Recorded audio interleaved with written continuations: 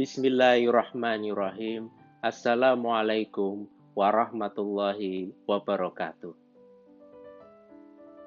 Pada pertemuan kali ini, saya akan menjelaskan sesuai dengan pedoman capaian pembelajaran mata kuliah yang pertama untuk mata kuliah Hukum dan Hubungan Internasional, yaitu diharapkan mahasiswa mampu menguasai persamaan, perbedaan, dan keterkaitan antara prinsip-prinsip hukum internasional. Untuk mengawali penjelasan saya ini, maka izinkan saya menjelaskan berkaitan tentang hubungan internasional. Hubungan antar negara merupakan salah satu hubungan kerjasama yang mutlak diperlukan karena tidak ada satu negara pun di dunia yang tidak bergantung kepada negara lain. Bahkan seperti Korea Utara, meskipun dia dikucilkan oleh banyak negara, tetapi Korea Utara masih tetap melakukan kerjasama dengan negara besar seperti Cina. Nah, banyak faktor negara melakukan hubungan internasional. Yang pertama, mungkin karena dia merasa terancam akan keberlangsungan hidupnya. Karena suatu negara ada yang memiliki kelebihan dan ada yang memiliki kekurangan. Sehingga mereka saling melengkapi dengan cara melakukan kerjasama antara satu negara dengan negara yang lainnya. Faktor yang lain seperti misalnya setiap negara pasti juga memiliki perasaan yang sama agar mereka dapat hidup berdampingan sehingga tujuan dan cita-cita negaranya dapat tercapai, maka mereka melakukan hubungan internasional dan membutuhkan hukum internasional untuk mewujudkan tatanan dunia baru yang menyebabkan atau dengan tujuan untuk mencapai kedamaian dan kesejahteraan di tingkat masyarakat internasional. Negara merupakan pelaku utama atau aktor utama dalam hubungan internasional. Untuk bisa dikatakan sebagai negara, maka mereka perlu untuk memenuhi syarat yang diatur di dalam Konvensi Montevideo tahun 1933. Negara juga menjadi subjek hukum tradisional dari hukum internasional, karena banyak sekali aktivitas yang telah mereka lakukan sehingga kemudian menciptakan banyak sekali sumber-sumber hukum internasional, khususnya perjanjian internasional dan kebiasaan atau praktek kebiasaan internasional. Sedangkan ada juga pelaku hubungan internasional yang non-negara. Dalam perkembangannya, tidak hanya negara, subjek hukum internasional. Ada palang merah internasional, ada pemberontak atau belligerents, ada perusahaan multinasional atau multinational company atau transnational company, bahkan juga ada individu atau person. Semua ini diatur di dalam hukum perjanjian internasional dan juga hukum kebiasaan internasional. Aktor-aktor pelaku hubungan internasional sekarang dapat kita pahami tidak hanya negara saja, tetapi di abad ke-21 ini sudah mulai banyak sekali hubungan internasional yang dilakukan oleh aktor-aktor non-negara.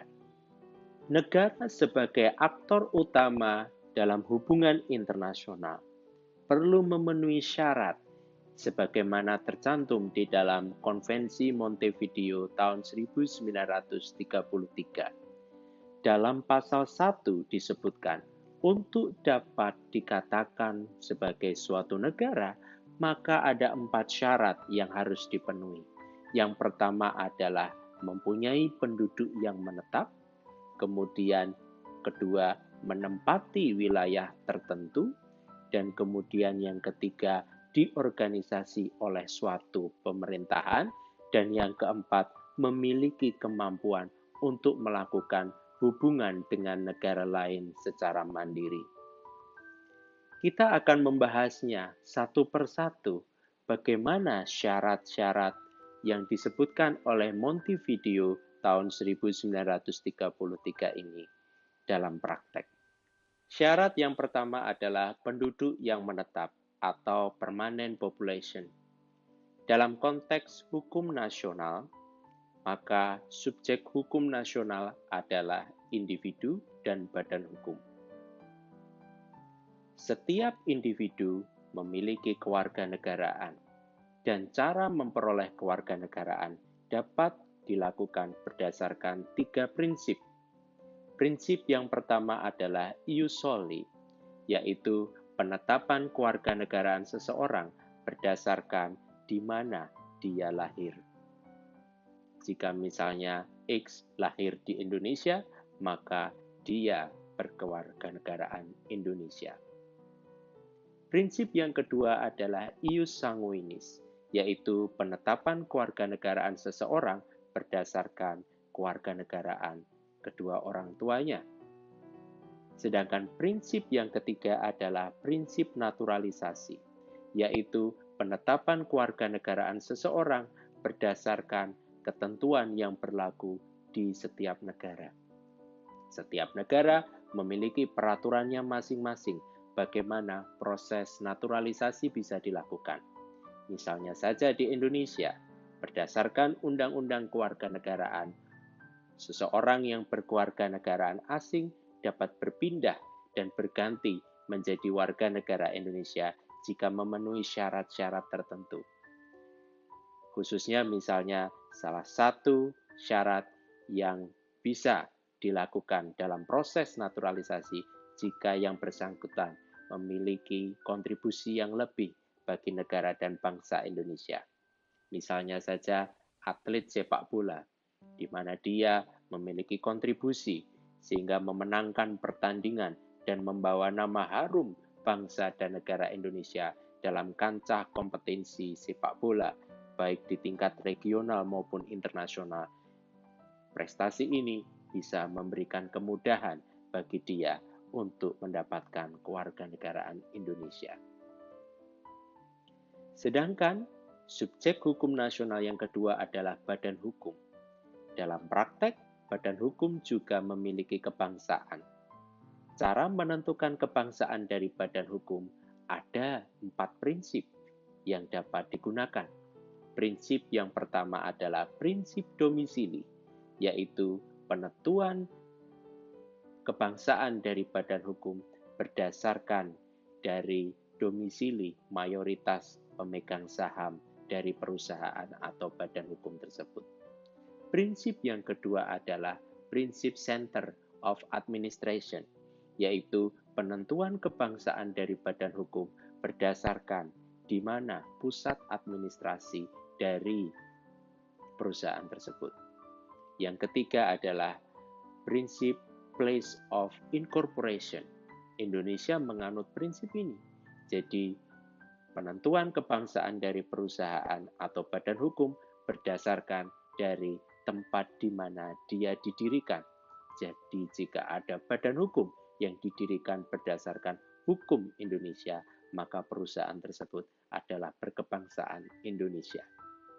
Prinsip yang terakhir adalah prinsip place of exploration atau center of exploration, yaitu penentuan kebangsaan dari badan hukum berdasarkan tempat di mana dia melakukan kegiatan bisnis atau eksplorasi. Syarat yang kedua untuk menjadi negara adalah wilayah tertentu atau defined territory.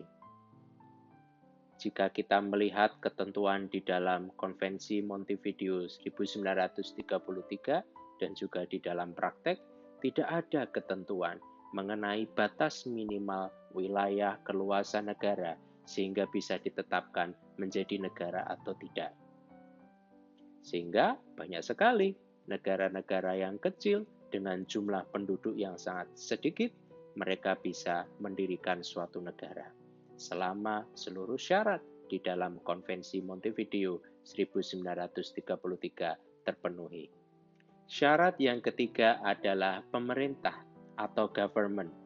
Berdasarkan pendapat atau advisory opinion dari Mahkamah Internasional dalam kasus Sahara Barat, disebutkan bahwa suatu penduduk yang mendiami suatu wilayah tertentu tanpa diorganisasi oleh suatu pemerintah yang berdaulat belum dikatakan sebagai suatu negara. Pemerintahan yang berdaulat harus memiliki kekuasaan yang efektif untuk menjalankan organ dan fungsinya untuk mencapai kepentingan nasionalnya. Jadi meskipun ada sejumlah penduduk yang mendiami wilayah tertentu, belum dapat dikatakan sebagai suatu negara bila mana tidak ada organ atau badan yang memiliki kekuasaan untuk mengatur mereka, yaitu adalah pemerintah. Jika tidak ada pemerintahan yang sah yang dipercaya oleh penduduk untuk mengatur mereka, maka belum dapat dikatakan kondisi yang demikian sebagai suatu negara.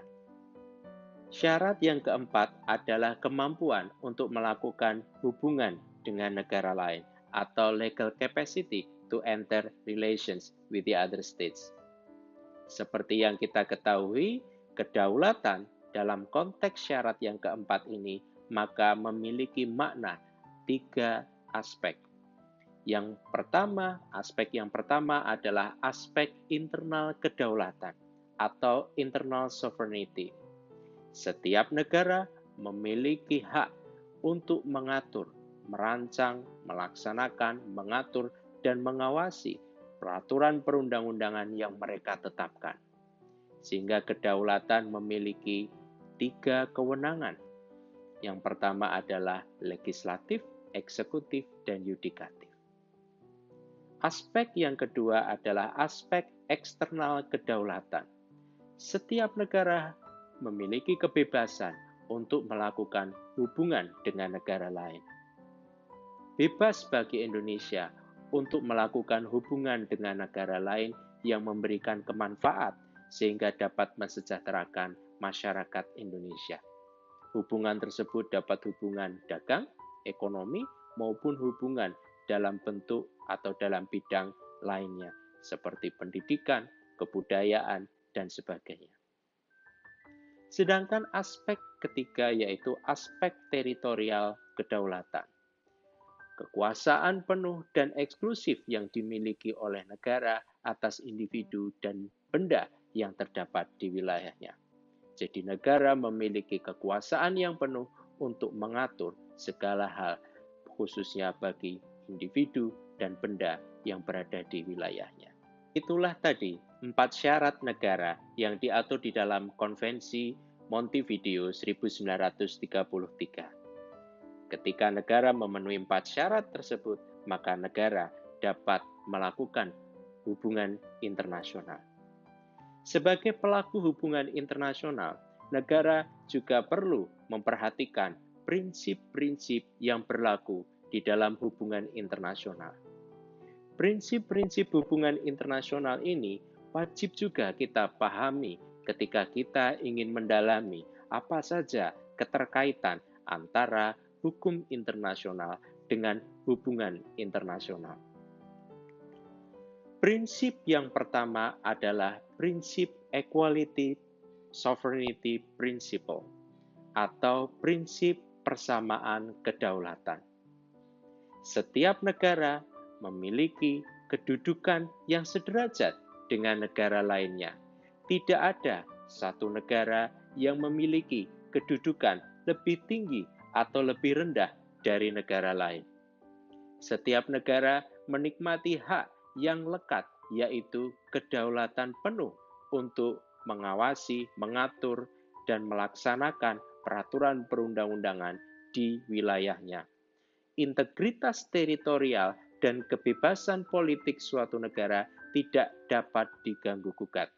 Setiap negara berhak secara bebas memilih dan mengembangkan sistem politik, ekonomi, dan budayanya tanpa ada campur tangan dari negara lain.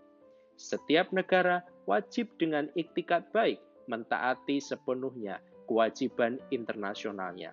Dan setiap negara wajib hidup secara damai dengan negara lain, sehingga dengan situasi yang damai dan kemudian tentram, maka negara tersebut dapat memenuhi cita-cita dan tujuan negaranya. Prinsip yang kedua adalah prinsip non-intervensi atau non-intervention principle. Setiap negara berkewajiban untuk tidak mencampuri urusan dalam negeri negara lain, sehingga negara satu tidak dapat mengintervensi negara lain. Tetapi dalam praktek masih saja terjadi negara yang melakukan intervensi terhadap urusan dalam negeri negara lain. Ada beberapa bentuk intervensi di dalam praktek hukum internasional. Yang pertama, bentuk intervensi internal, yaitu intervensi yang dilakukan oleh negara melalui aktor atau organ atau badan di dalam suatu wilayah negara. Pada saat rezim Muammar Gaddafi tumbang, negara Amerika Serikat dan sekutunya, mereka mendukung penuh gerakan yang berlawanan dengan rezim Muammar Gaddafi. Gerakan atau suatu kelompok yang berseberangan dengan Muammar rezim Gaddafi ini dengan modal dibantu oleh negara-negara sekutu Amerika Serikat, mereka mampu menumbangkan rezim Muammar Gaddafi yang diktator tersebut. Kemudian bentuk intervensi yang kedua adalah intervensi eksternal. Intervensi ini misalnya saja negara Amerika Serikat dengan sekutu-sekutunya seperti Prancis, Inggris, mereka bekerja sama untuk menyerang Irak pada tahun 2003 dengan alasan adanya senjata pemusnah massal yang ada di negara tersebut. Kemudian bentuk intervensi yang ketiga adalah punitive intervention, yaitu pemberian sanksi kepada negara-negara yang kalah dalam bertikai. Dalam praktek Perang Dunia Pertama dan Kedua, bisa kita saksikan negara-negara yang kalah perang, mereka diberikan sanksi dan harus memenuhi kewajiban-kewajiban dan tuntutan-tuntutan yang diberikan oleh negara-negara pemenang perang. Prinsip yang ketiga adalah prinsip resiprositas atau prinsip timbal balik. Setiap negara dapat melakukan hubungan yang saling menguntungkan antara suatu negara dengan negara lainnya. Hubungan ini misalnya saja perjanjian ekstradisi. Jika misalnya perjanjian ekstradisi antara Indonesia dengan Singapura terlaksana dan ditandatangani oleh kedua negara, maka dapat menguntungkan bagi Indonesia. Kenapa? Karena pintu utama koruptor untuk lari ke luar negeri itu biasanya melalui Singapura. Dan dengan perjanjian ekstradisi dengan Singapura, maka pemerintah Singapura bisa memberikan atau mengirimkan kembali para narapidana atau tersangka kasus-kasus korupsi besar atau kriminal berat yang dilakukan di Indonesia, sehingga kemudian dapat diproses hukum di Indonesia. Di dalam perkembangannya, prinsip-prinsip di dalam hubungan internasional terdapat pengecualian. Pengecualian tersebut diantaranya seperti misalnya 1. Self-defense atau pembelaan diri. Hal ini dijamin di dalam ketentuan yang diatur di dalam Piagam Perserikatan Bangsa-Bangsa. Setiap negara dapat melakukan serangan balik untuk membela diri dengan negara lain jika negara tersebut diserang oleh negara lain.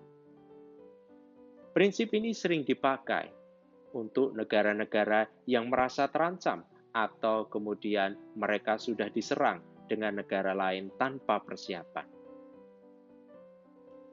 Pengecualian yang kedua adalah pelaksanaan kewajiban perjanjian internasional. Negara yang melanggar dapat diintervensi atau diberikan sanksi.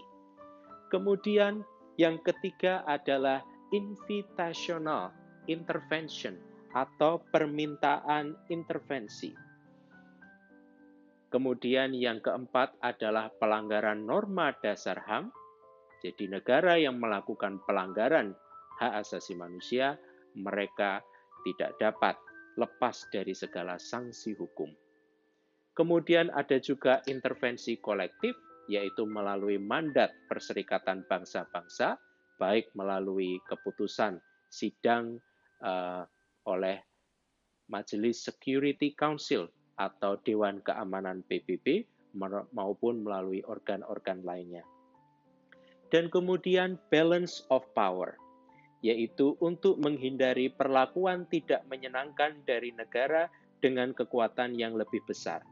Perang dapat dilakukan untuk memperoleh keseimbangan dari kekuasaan tersebut. Ini terjadi pada praktek Perang Dunia Pertama dan Kedua. Yang terakhir adalah prinsip non-reprositas dalam hal lingkungan, yaitu diatur di dalam Deklarasi Tokyo untuk meningkatkan diversifikasi ekspor pangan dan untuk menstabilkan pasar dunia.